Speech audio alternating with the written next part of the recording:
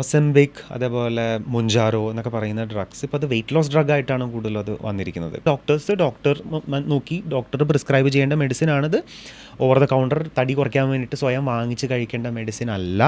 അത് ചെയ്തു കഴിഞ്ഞാൽ ഗുണത്തേക്കാൾ കൂടുതൽ ദോഷങ്ങൾ തന്നെയായിരിക്കും ഉണ്ടാവേണ്ടത്. അപ്പോൾ ഇത് ചെയ്യുന്ന എന്താണെന്ന് പറഞ്ഞിട്ടുണ്ടെന്നുണ്ടെങ്കിൽ നമ്മളെ വിശപ്പ് കുറയ്ക്കും, ഗ്യാസ്ട്രിക് എംറ്റിങ് കുറയ്ക്കും, ഇൻസുലിൻ സെക്രീഷൻ കുറയ്ക്കും.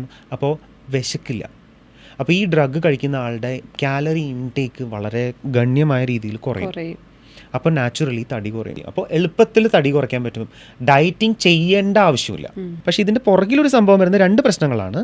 ഒന്ന്, തടിയുള്ള എല്ലാവരും ഒരു 5 കിലോ 7 കിലോ ഓവർ വെയിറ്റ് ആയ ഒരാൾക്ക് സെമാഗ്ലൂട്ടൈഡിൻ്റെയോ ഒസംബിക്കിൻ്റെയോ ഈ പറഞ്ഞ മൊഞ്ചാറോൻ്റെയോ ഒന്നും ആവശ്യമില്ല, റൈറ്റ്? അത് ലൈഫ് സ്റ്റൈലിൽ കൊണ്ട് അഡ്ജസ്റ്റ് ചെയ്യാൻ പറ്റാവുന്ന കാര്യങ്ങളാണ്. Unless a doctor feels otherwise. അതിൻ്റേതായ റീസൺസ് ഉണ്ട്, ഒരു നീഡിനാണ്, ഒരു സർജറിക്ക് എന്തെങ്കിലും whatever it is, right? അതൊന്ന്. രണ്ടാമത്, വിശക്കുന്നില്ല, അപ്പോൾ നമ്മൾ കഴിക്കുന്ന കാലറി ഇൻടേക്ക് കുറയും. അപ്പോൾ മസിൽ വേസ്റ്റേജും ഉണ്ടാവും, പ്രോട്ടീൻ ലോസും ഉണ്ടാവും, പ്രോട്ടീൻ ഇൻടേക്കും കുറവായിരിക്കും.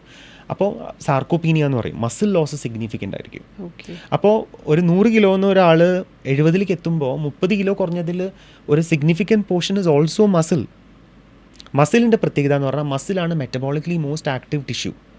ഫാറ്റിനെ അപേക്ഷിച്ച് 1 കിലോ ഫാറ്റ് ടിഷ്യൂവിനെ അപേക്ഷിച്ച് 1 കിലോ മസിൽ ടിഷ്യൂ 3 മുതൽ 4 ഇരട്ടി എനർജി കൂടുതൽ സ്പെൻഡ് ചെയ്യും. അപ്പോൾ മസിൽ കുറഞ്ഞു കഴിഞ്ഞാൽ നമ്മുടെ മെറ്റബോളിക് എനർജി കുറയുകയാണ് ചെയ്യുന്നത്. അപ്പോൾ സാർക്കോപീനിയ, അതായത് മസിൽ ലോസ് വന്നു കഴിഞ്ഞാൽ അങ്ങനെ ഒരാൾ തടി വയ്ക്കാനുള്ള സാധ്യത വീണ്ടും കൂടും. കാര്യം അയാളുടെ മെറ്റബോളിക് സ്പെൻഡ് കുറഞ്ഞു. എൻ്റെ മെറ്റബോളിസം ഭയങ്കര മോശമാണ്, ഞാൻ പെട്ടെന്ന് തടി വയ്ക്കുന്ന ആൾക്കാർ പറയില്ലേ, ഇതാണ് അതിൻ്റെ പുറകിലുള്ള ഇത്.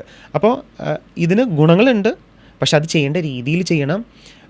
പിന്നെ ഒരു ഡയബറ്റിക് അല്ലാത്ത ഒരാൾ ചിലപ്പോൾ ടാബ്ലറ്റ് എടുത്ത് കഴിച്ച് കഴിഞ്ഞാൽ ഷുഗർ ലെവൽസ് ഡ്രോപ്പായി, ഹൈപ്പോഗ്ലൈസമിക്കായി, പിന്നെ അതിൻ്റെ ഇഷ്യൂസ് വരാം ചിലപ്പോൾ. ഇത് ചെയ്യുമ്പോൾ ഇതിൻ്റെ ഒപ്പം കുറച്ച് എക്സസൈസസും കുറച്ച് ഡയറ്റ് മാനേജ്മെൻറ്റും പ്രോട്ടീൻ മാനേജ്മെൻറ്റും ചെയ്തില്ല എന്നുണ്ടെങ്കിൽ തൽക്കാലത്തേക്ക് ഹാപ്പി ആവും, പക്ഷേ പോയ വെയിറ്റ് തിരിച്ചു വരികയും ചെയ്യും.